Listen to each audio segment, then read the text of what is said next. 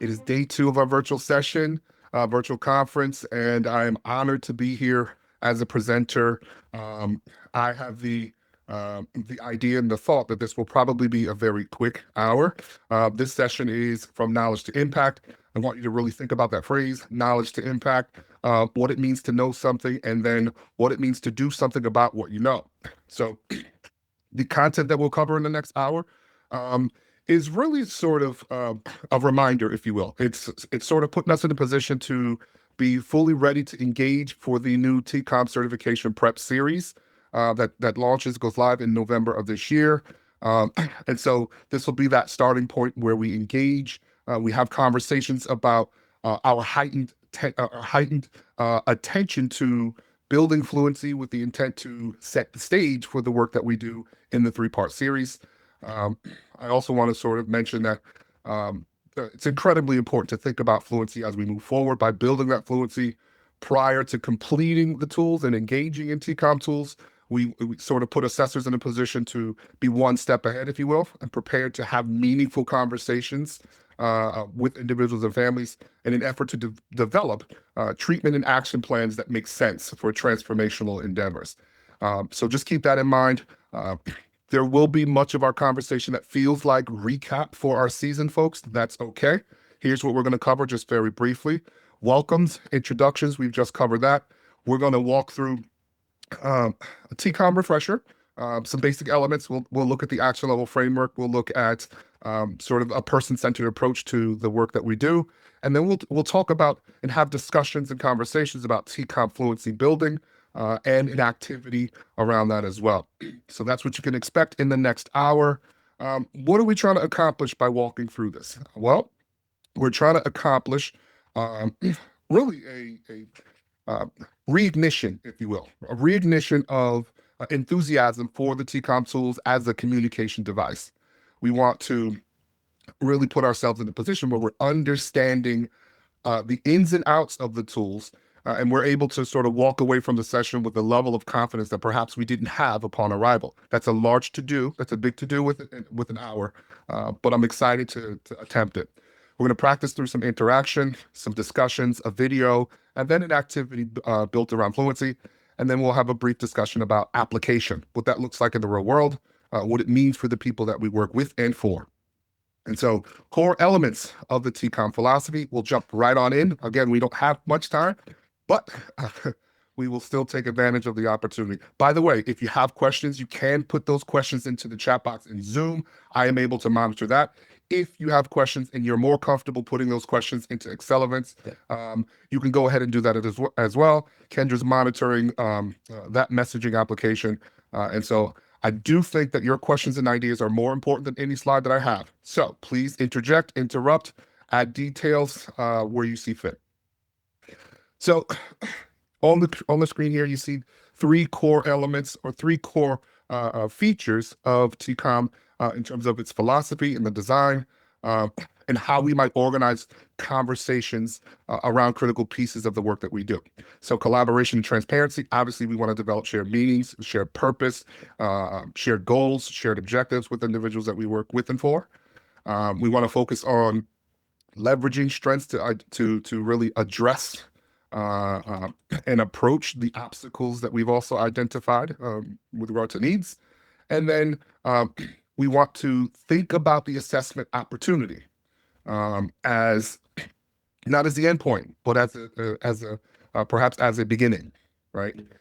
It was mentioned earlier today in many of the live sessions that the TCOM assessments themselves are sort of the culmination of all of the things that we've been able to explore and perhaps discover. So I'm going to leap into, by the way, there's also another thread that I'll weave through here. Important to note is the storytelling piece. Part of the, storytelling is a common theme for this year's conference on the shoulders of those that came before. So I'll weave that into this conversation as well. I do think it's all relevant to the work that you do. So person-centered care, once again, a recap. We want to ensure that our position as assessors from the TCOM framework, that we're communicating well, not just to sort of walk through the mandatory tool, but to draw connections um, through people's experiences. So seeing beyond the tools, understanding that it's their movie, it's their book, it's their song. It is the story that represents their circumstances. It's the story that represents where they want to end up, their journey, the totality of all of the pieces that make people whole, all of the things that make them who they are. Many of you know that I come to this work with lots of experience, lived experience rather, uh, having traversed some of the child welfare system myself, having 8 out of 10 ACEs. I tell folks quite often that I would have really loved if someone could have done their due diligence to tell my story as accurately as possible, as early on as possible, to align me with the resources that made the most sense for me as a young person, so that I didn't have to live in 14 different addresses by 12th grade. And so I want to really stress um, that the structure and the strategy for transformational change is the TCOM tool. But that's less important. The tool itself is meaningless if we don't get the story right. If we don't, the contents of the tool, what it draws out, the output is more important than the stack of papers. And so I really want to uh, refresh sort of that mindset around how to think about the tools. Many of you might see them as mandatory things on your checklist that your state or jurisdiction has determined that you need to do, piling on to the list that's already pretty long. And so just think about it as that young person game of telephone, that young person's story that you're trying to communicate. Balancing structure and individuality. That's the concept that yes, our doors have to stay open. We have, uh, you know, uh, service utilization that we have to measure. We have to bill. We have to do those things. But we also want to have some balance. We want to strike a balance with what we're telling and in terms of a person's story and the things that we have to do to keep our doors open in order to tell more stories for more people. So I'll do just that. We'll jump into a quick story. I'll read the story to you, and then I want to have a brief discussion. I'd love your insight on this particular story. We're going to tap into the full story here. This is the gardener and the tree. A young tree was planted in a rocky soil. Its leaves drooped and its branches bent. The gardener cared for it every day, propping it up with sticks for support, giving it water, shielding it from the wind. The tree survived, but it never grew stronger. One day, however, another gardener asked a question. Do you know the story of this tree? Together, they dug deeper and discovered that stones beneath the soil were blocking the roots. The supports had kept the tree alive, but the real problem had never been addressed. Together, they carefully removed the stones and enriched the soil. At first, the tree wobbled without its sticks, but soon it found its own strength. Its roots reached deeper, its branch spread wider, and it began to flourish. Now, when the wind blew, it swayed, but it didn't break. After years of delicate care, the tree is finally beginning to thrive. And so that's the story of the gardener and the tree. Here's what I would like to do to just take a moment to really reflect on this story. Uh, I want to engage in a quick conversation. Feel free to unmute yourself if you have the opportunity to do so. My colleagues, if you need to unmute folks to engage in a quick discussion, that's fair too. If you'd like to use the chat boxes, please go ahead and do that. So I want to ask, how does this story reflect the difference between some of the short-term ideas and short-term supports of addressing the root causes that we might see in the behavioral health or child welfare context? All right, so think about this little frail tree that we see here. How does it reflect the work that we do in the context of how we do it? So again, I'm looking in the Zoom chat, but we are also monitoring the Excel events chat.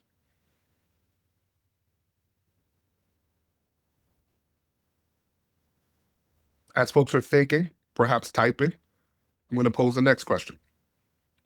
What might the stones that are represented in this story, what might the stones look like in a client story? Perhaps it's, experiences, trauma, maybe poverty, stigma, isolation, any other details or any other attributes or adjectives that might describe what the stones might represent. Excellent. Thank you, Bethany. Individuals with issues can address symptoms, but without addressing underlying problems or finding the cause, then we won't see progress. Excellent. I would agree with that, Bethany. Thank you. Danelle, good to see you. For individual transformation, we need to take the time to understand who they are and what brought them here. Understanding the underlying needs is important. Taking deeper dives into their family stories. Thank you, Nancy. Thank you, Kendra. Bethany, stones can represent trauma or developmental intellectual disabilities. Maylee, thank you. I see your comment there as well. The stones could be the system level or the personal barriers. Stones are systemic blockers. Thank you, Joanne. How can systems of care, like the systems that we work for, avoid creating long-term dependency instead of fostering lasting resilience? How can systems of care avoid creating long-term dependency, but instead foster lasting resilience? Use this story as an example. Kimberly, love it. Stay curious about the relationships around the person. Absolutely.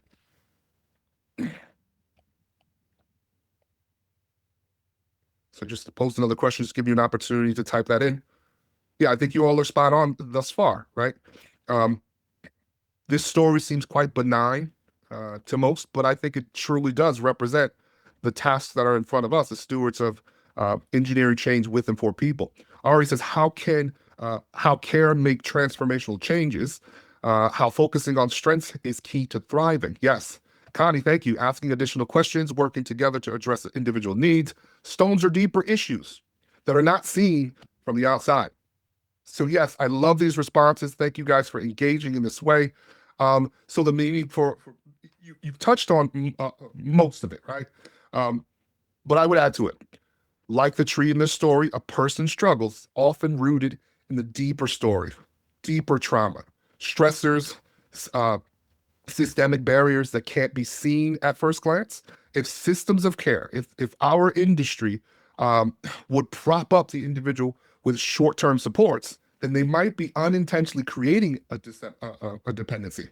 Right? We want to think about long-term transformational efforts to change the circumstances so individuals don't need us in the long run. Right? So when providers take the time to really understand the full story and address the underlying causes, then they can help people grow. They can help people become resilient and sustain that well-being far beyond the system itself. I'm sort of a result of that process, and I didn't even realize I was going through that as a young person.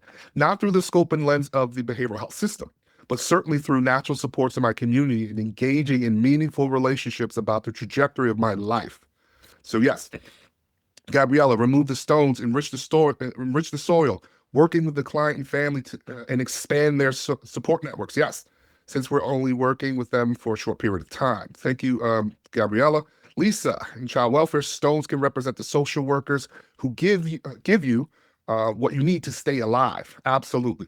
So remember that this is an opportunity. All TCOM tools, CANS, ANSA, FastCat, whatever it is, the iteration of it, whatever the customization of it is, they all have the same emphasis, which is to tell that person's story so that we can best align them with the resources that make the most sense.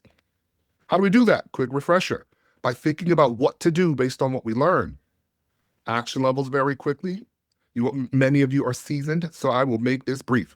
For our needs action levels, a 0 would indicate that there's no evidence of a need for this particular item or indicator or area in the person's life.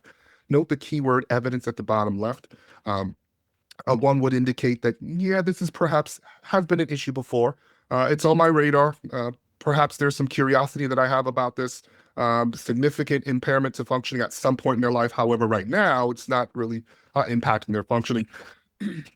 And so, we're not doing anything about it thus far. A2 would indicate that we do have evidence that the need is, in fact, impairing their functioning. And then, so we want to take action on that. We want to do something about those details, those impairments. And then a 3, dangerous or disabling. This is, hallmark events. The evidence shows us that we should do something about what we've learned here, right? Dangerous or disabling, 6 o'clock news, if you will. Anything that sort of is a major life event that we want to capture for their story. In our live session, I ask folks what their favorite movie was, and then I draw conclusions about how they might feel about their favorite movie if we took away the favorite scene in that particular movie. For strengths, we see an action level framework. Strengths and needs are not opposites. They just have a different meaning, different understanding of what the scale represents here. So a 3 would indicate that there's no strength identified here. Just means that it hasn't emerged. Perhaps there is a strength. We just don't see it yet. A 2 would indicate that there is a strength that's identified. However, it's not yet useful in treatment, care planning, or action planning at the moment. A 1 would indicate that it is, in fact, useful. It's an asset to that individual. Uh, is something that's meaningful and accessible. However, it would benefit from additional support. And then that 0 indicates that it's a well-developed centerpiece strength, and they can access that strength. It's a focal positive. It's a protective factor. They don't need any additional support to access that strength from us as a system. So that's what we're looking at. Quick refresher on action levels. Let's take a quick peek for our fast users. This scale is, you'll notice 0 through 4, 5 different action levels, and this is sort of aligns with the strengths action level scale. We're looking specifically at advocacy and capacity skills. So skill building, areas that we might be able to support mastery around, which then in turn could be utilized to address some of those concerns that emerge as well. And so at the bottom, we see 4. I'll work my way up. 4, this is something they've never done in terms of a skill. They need to try a skill. So out of 4, we're talking about discovery. For 3, they've tried it before. It's pretty new, not yet comfortable engaging in that particular skill set. They want to develop some comfort out of 3. A 2, we're right in the middle, comfortable, but not yet routine. All right, we want to build a routine and make it common and comfortable for those individuals. Again, the idea is to utilize these skills to overcome obstacles. The 1 would indicate that there's some comfort level and there is some routine here. We're developing mastery with that particular skill or skill set, competencies, soft skills, etc. And then the 0 would indicate mastery level. They can teach others. They don't need any support around that particular skill set. So again, this is sort of a recap of how we're looking at ratings and how we might use these scales to better represent that individual story.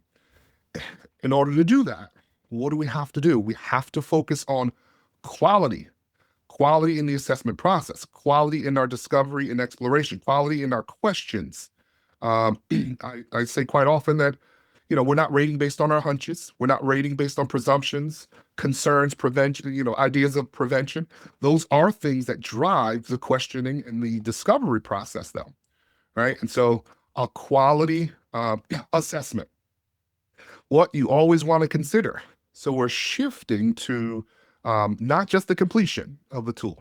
You can complete it, put it in your desk, or hit submit in your electronic health record. I don't have to worry about this anymore. What does it actually say? What are the contents demonstrate? So continuity in the tool output, regardless of who rated it, is important.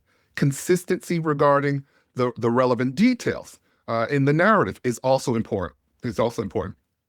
We see you might see some inconsistency in some of the items, such as the actionable needs. We see sometimes there's inconsistency on with telling someone's story in the areas of adjustment to trauma or ACEs, right? You might see actionable for adjustment to trauma, perhaps a 2 or a 3.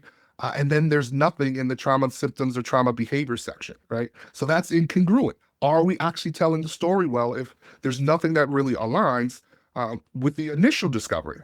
So, in some ways, we're thinking about core drivers. That certainly is a red flag, right? We want to see some congruence. And then there's equity and cultural responsiveness. We want to ensure that if we're telling someone's story, that the cultural significance is considered. And we're not misrepresenting or penalizing that individual because of our perception of their cultural realities, right? And so there are a lot of different pieces to telling someone's story that's meaningful for getting it right that perhaps we're not even aware of, which makes it all the more important to engage in those meaningful, relevant conversations with people about their own experience, as opposed to prescribing the best plan of action for folks. I'm thinking about the quote that popped up earlier. You can't prescribe, what was it? You can't prescribe Jesus or something to that effect. Even if you could, what does it mean? Okay, what does it mean? So again, quality assessments are really important. What does the quality assessment do? It puts us in a position to understand what's going on and to track change. So quality assessment supports change measurement. You see 0 hours through 75 hours on the screen. Um, Understanding change over time uh, is important because uh, our pursuits are contingent upon that individual's narrative and the quality of the assessment related to that narrative. What is it representing in terms of longevity? What does your assessment say?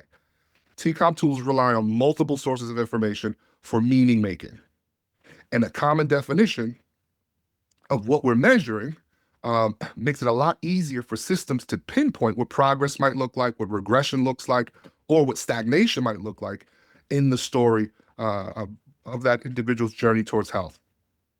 So simply put, TCOM tools approach better, the TCOM approach better allows us to capture change over time, which is contingent upon a number of meaningful criteria or perspectives, as opposed to one person's idea or perspective, or the summation of some arbitrary score, right? It's not about the number. It's about what the number represents. It's about what the ratings represent. And so I want to take a much closer look, if I can, by sharing a video on the point and the importance of quality assessment through supports related to change measurement. So I'm going to stop my screen and shift on over, share, and optimize for sound. I'm just coaching myself through the process here. And share screen. You might be familiar with this voice. In the beginnings of clinical outcomes research and evaluation, we've often used a strategy of studying change that involves line charts and bar charts showing change over time on aggregate measures.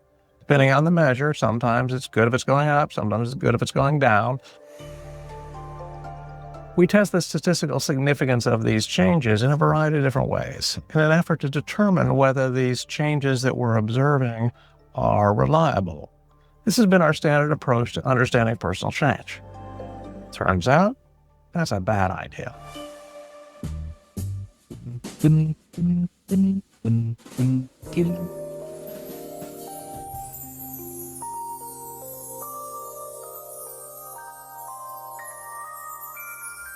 When you look at this type of line graph reflecting changes over time, you see metrics moving, but sometimes, particularly for more person-centered outcomes, it's extremely difficult to know what it means, even if it is statistically significant. We've created all sorts of workarounds to try and understand clinical significance, but at the end of the day, our metrics have been arbitrary, and there's no real way to interpret the full meaning of change. Somebody might have moved from a 17 to a 13. Okay, but what does that mean? Nobody knows. This problem is soluble. The reason why we have arbitrary metrics is that our measurement theory forces us to create metrics by adding together ratings for multiple items. Ratings on one item, maybe that's interpretable, but probably not if it's a Likert scale. The sum or average of items is arbitrary. You simply cannot know what it means. One of the characteristics of a metric measure is that it's reliable and valid at the item level. And because of its action level format, it's non-arbitrary. You know exactly what every single number means.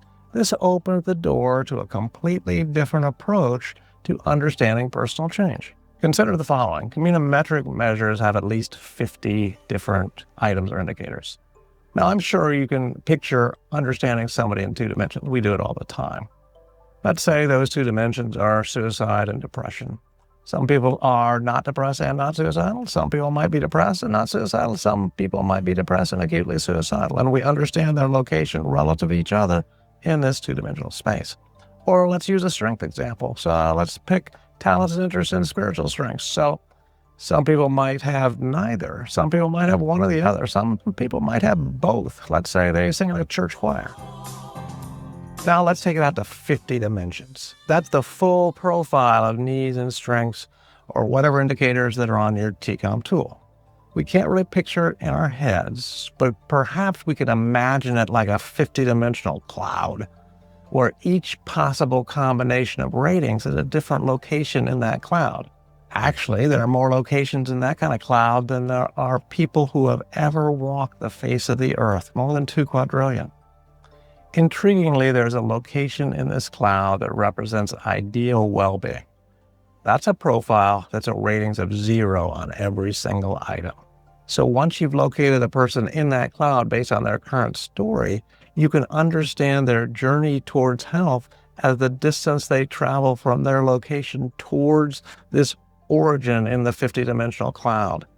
Then you can study change as moving towards, moving away, moving parallel to this ideal point of well-being. This is a way of representing change that is far, far more sensitive to understanding the process of personal change than our current practice. It doesn't reduce people to a single score. You're not a 13. You maintain your location in this close to infinite cloud. Our first proof of concept analysis with this particular approach, one of our analysts looked at youth who were resolving depression. So they're moving from a 3 or a 2 to a 0 or 1. And when you looked at their trajectories, most of those young people were moving towards health and well-being. But there was a subset of those kids who were actually moving parallel to health and well-being. And they're actually moving to a part of the cloud that was better characterized by oppositionality and anger. That's important because that means subset of kids who are depressed, when you resolve their depression, they're headed towards doing well. But there's a subset of those youth that as they resolve their depression, now you see something else. And then your approach to treatment needs to be something else. We have just begun to tap the surface of this new methodological approach. So stay tuned. Or join us in the TCOM Collaborative and help us on this journey. All right. And so I bring that up because I'm making the point that it's really important for us to consider all of the variables, all of the details that we're collecting that goes into an individual story. Has anyone ever put in the wrong address into their GPS? Right, so you start off with the wrong address. You're going the wrong place from the beginning of your journey. And so it's really important for us to get that story right. This past summer, my wife and I took the kids on a vacation. We took a 14-hour drive to the Outer Banks. And at one point, we had to stop. We wanted to go to a restaurant. Everyone's hungry. I have the directions on my phone to our Airbnb. And my wife has the directions on her phone to the Airbnb. I have the directions in my phone to this restaurant. However, Siri only has one voice. And so we're in the car getting directions from the same voice going in two different directions. So Siri's saying, hey, turn left here, turn left here. I'm like, why would we go left? The restaurant's straight ahead. And so it's really important to think about how we might measure change over time and put people in a really good spot by getting the information correct with regard to onset, right? Getting it right the first time out. In order to do that through the scope and lens of the tool, we have to build some fluency. We have to understand this, our use of the tools, very similarly to language acquisition. So we're learning a new language. Some folks will say, well, why do I have to learn a new language for my job? Well, you're doing that anyway, right? All of the acronyms in every jurisdiction, you're already conversing, having conversations and doing things in the second language. So here are the 4 typical levels of fluency that we talk about. The first on the far left, and I want you to continue to analogize this as a language acquisition. The novice level, this is the individual who's engaging in conversations with TCOM tools. They have their reference guide, the rating sheets. This is a new language for them. They can't put things into complete sentences. The reference guide and the rating sheets are perhaps their scripture. So they're relying on that. They have conjugation guides. They have dictionaries and thesauruses. Those are the cans of the TCOM resources. Then we have the developing stage.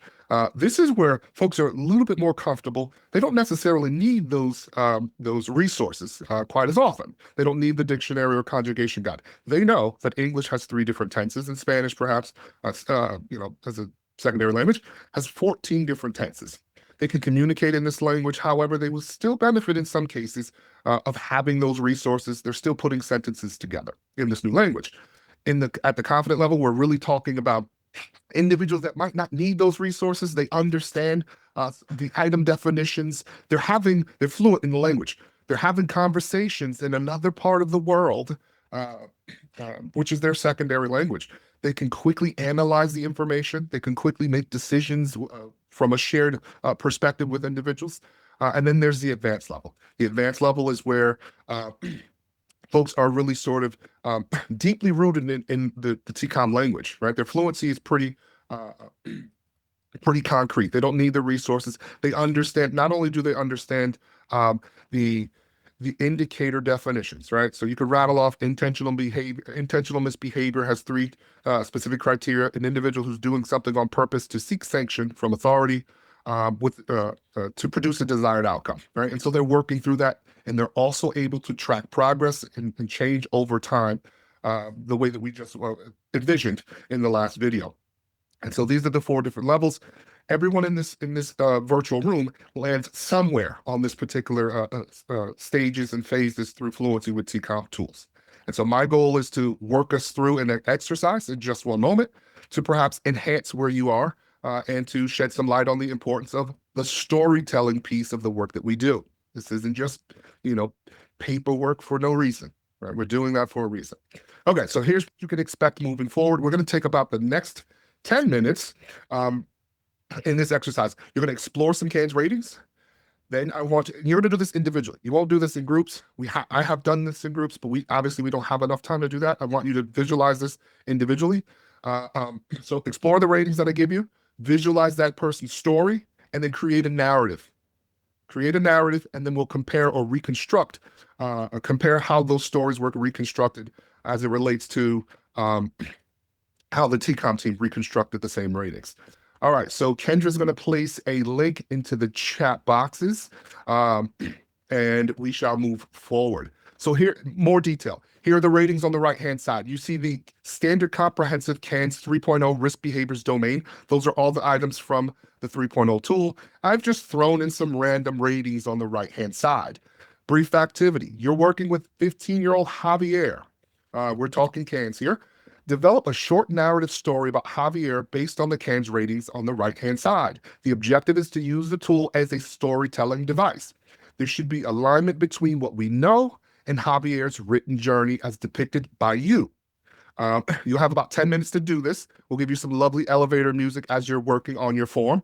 You'll have the opportunity to share your story about Javier's journey, what's going on in Javier's life after we conclude the exercise, and then we'll explore the example that we put together.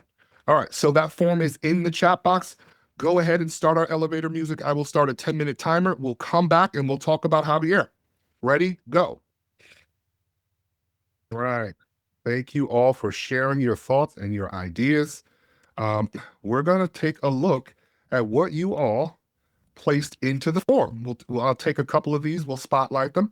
All right, so for Javier, let's reload that. I'll look at these responses. They're still loading in, so thank you so much for doing that. We still have over 40 folks. As I'm looking at it, the thing is continuing to load. So these are all anonymous. Javier has a history of self-injurious behavior from about 2 years ago. Javier reports having cut himself to relieve his emotional pain as a form of coping. Javier shared that he also used to stand on the edge, rather, of really high bridges because he liked the rush that he would get, but states that he hasn't done it in over 6 months. Javier's mom informed me that he has run away from home, but the last time, that was over a year ago. Javier currently has been picking fights with his classmates. Let me keep moving. Picking fights with his classmates. And sorry, every time someone submits, my page reloads. Picking fights with classmates, and shared that he targets one specific individual, saying that he thinks of hurting this person. And Javier feels that this person is a threat to him and does not like him. Javier reports that a week ago, he got in trouble for stealing a pair of jeans at the mall. However, he felt lucky because he was let go with a warning. All right, the next one, short one. Javier is a 15-year-old who tried to kill his parents last week. Earlier this month, he shoplifted from several stores. His parents made him mad, and they turned him in. Okay. All right. Page is loading. Give me one moment. So clearly, we are working through technology. Is there anyone that would like to share the story that they were able to weave together from these ratings? You can also feel free to chime in verbally or to place things in the chat box as well. So those were two examples. In a moment, we now have 17 different responses. I love it. Thank you, Kendra. Earlier. Javier's a 15-year-old who tried to kill his parents last week. Earlier this month, he shoplifted from several stores and was mad at his parents who turned him in. He has been caught saying that he wants to run away, but hasn't prepared or tried to do so yet. In the past, over a year ago, he used to bang his head against the wall when annoyed. He would do this until his forehead bled. 2 months ago, he was hanging out with friends who would do donuts in the parking lot while he hung onto the back of the truck. That stopped and hasn't done that in about 6 weeks. So I think that's a wonderful story to lead us into the example that the TCOM team has put together. Again, this whole effort, this endeavor is to look at these ratings and be able to tell Javier's story. None of us has met Javier, right? But as our fluency builds, we can look at the ratings and get a sense of what's going on in this person's life. So here's the example that I have for Javier. Notice the color coding here. Javier is a 15-year-old boy who's been living with his grandparents as a result of suspected sexual abuse by caregivers. Javier currently does not show any evidence of sexual abuse. He currently has a girlfriend who is pregnant. Javier's trying his best to take an active role, but he was recently arrested for stealing diapers and formula from a local store. Charges have been pressed, and it remains an active case. His grandparents report that he is physically aggressive towards them. When he is angry, he will pick on his cousins, threaten to kill them, and call them names, which often results in harsh consequences. Javier has been suicidal, but when he's sent to his room, Javier has never been suicidal, but when he's sent to his room, his grandparents report they hear banging on the wall, and they're not sure what to make of it. Once in the past, he has complained of a headache after the banging stopped. When upset with his grandparents, he says he wants to leave and go live with his bio caregivers. And so based on that information, we're able to draw conclusions about what's happening in Javier's story. The things that are highlighted in yellow, those are our ones on the right-hand side. So we see non-suicidal or self-injurious behaviors, the grandparents reporting that he hasn't been suicidal, but there's banging on the wall. Not sure what to make of that. I'm probably asking questions about that. It piques my curiosity. I'm certainly asking questions about it. Other self-harm. Once in the past, he has complained of a headache after the banging had stopped. Okay, so I'm asking questions about that. If this were a real kid, a real family, I want to know a little bit more information about that. This is where the discovery and exploration comes into play. Remember, I said we want to use our curiosity to drive the things that are on the surface that we might have details that still need to be discovered. He wants to leave and go live with the bio parents. Okay, so I'm at a 1 for runaway. I'm asking questions. Where are the bio parents? Do they have a positive relationship at the moment? Has this kid ever run away before? And so those are the questions I'm asking. We see 1, 2, and 1, 3 here. Delinquent behavior. He was arrested for stealing. Okay, charges have been pressed and remains an active case. Okay, so we see some of that delinquent behavior there. And then last but not least, danger to others. How do we know? What are the features of this kid's story? His grandparents report that he's physically aggressive towards others. He's threatened to kill his cousins, and it has resulted in harsh consequences. So again, the idea here is to think about how we might be able to take our understanding of the details from our conversations, from our experiences with others, to really shape and formulate an accurate version of who those individuals are. I've never met an individual or family that matches the paperwork that I've received during the intake process or during the initial opening phases of work with them. And so very briefly, I want to have a quick touch point with you all. What parts of the Javier story carry through based on your, thank you, Kendra, based on your input into the Microsoft form? I'm watching those chat boxes. What parts of the story carry through? I do know that there were features of that last story that I read from the chat box that I believe it was the third response that carried through very well. Box lunches or something, So I'd like to be able. All right. Box lunches, I don't think that was a part of the story, so we'll roll with it. What, if any, details were lost in translation? Were there any details or any features of the story that did not emerge for you based on the ratings that you saw there, or based on the story that I read about Javier?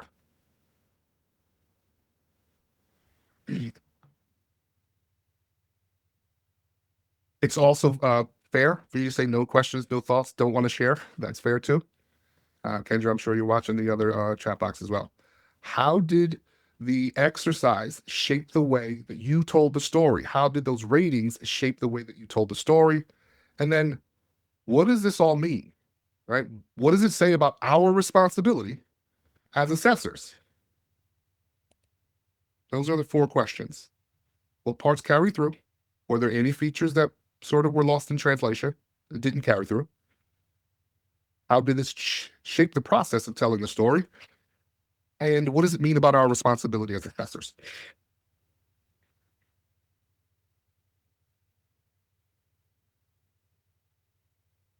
Give you a moment to type.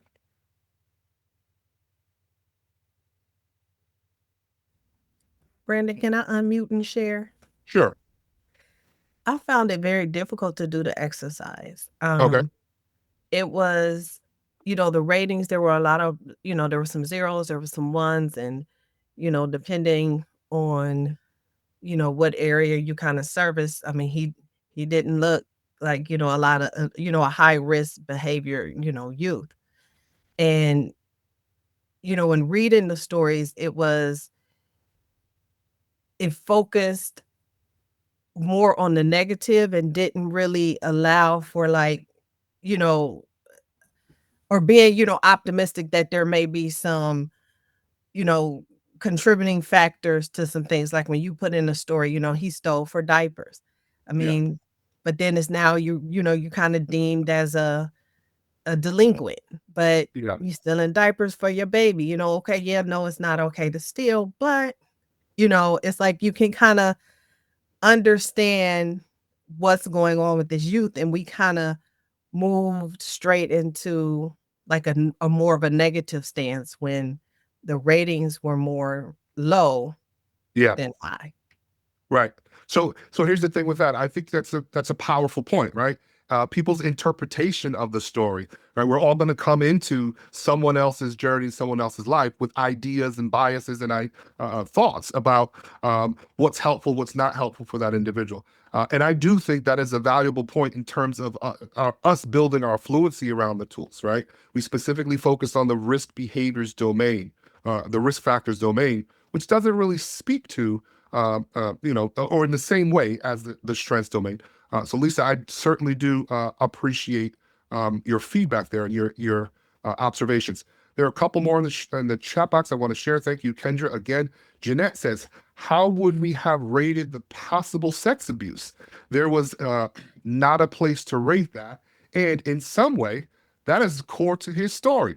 And so, Jeanette, I think we would probably capture that detail in a different domain, right? We're always looking at status and impact. At the very least, the details that were there, that's a status indicator for me to ask more questions about sexual development, to ask more questions about sexual aggression, to ask more questions about trauma experiences, right? We ask questions about sexual abuse when we get to the trauma section. So there's always opportunities to explore those key features of the full story.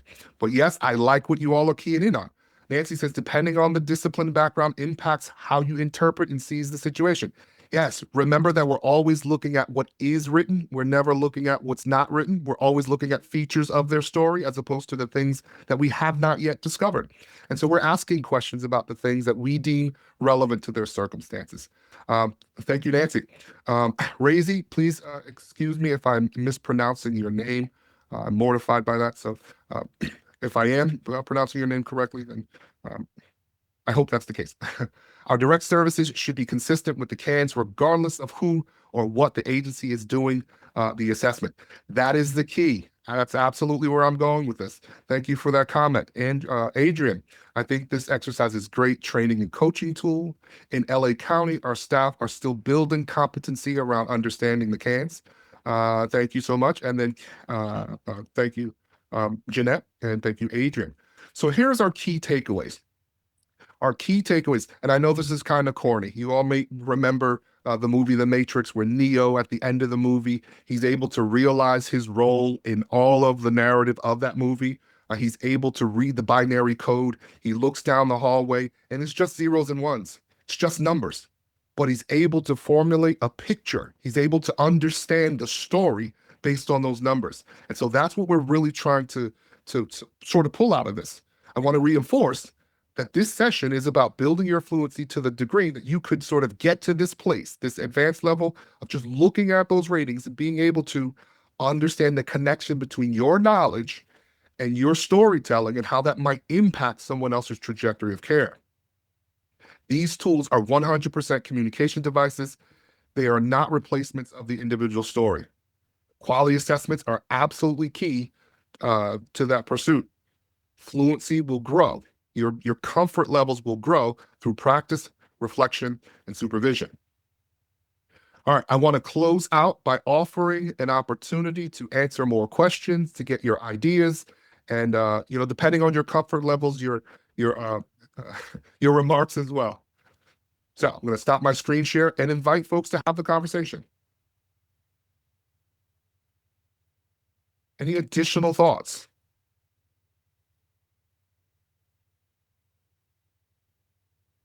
Mariana, Susu, Jacqueline, Audrey, Gabriella, Veronica, Dominique, Mei Lee, how are you?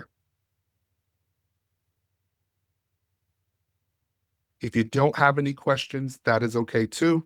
You can type no questions. Jenny, Rosa, Jeanette, Savannah, perhaps. Savannah says, I really like the interactive portions of this. Susu says, I don't have any questions. Audrey, no questions, but great presentation. Susu says, thank you. All right, so with that being said, we have about a minute or so to go. I want to thank you all for the opportunity to talk. We did cover a lot in a very short time period.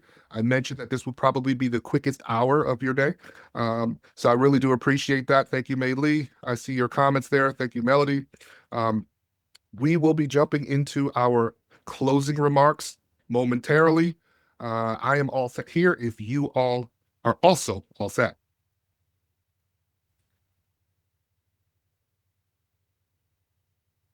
Archibald, thank you. No questions, but appreciate your presentation and benefit with the Kansas storytelling. Excellent. Much appreciated.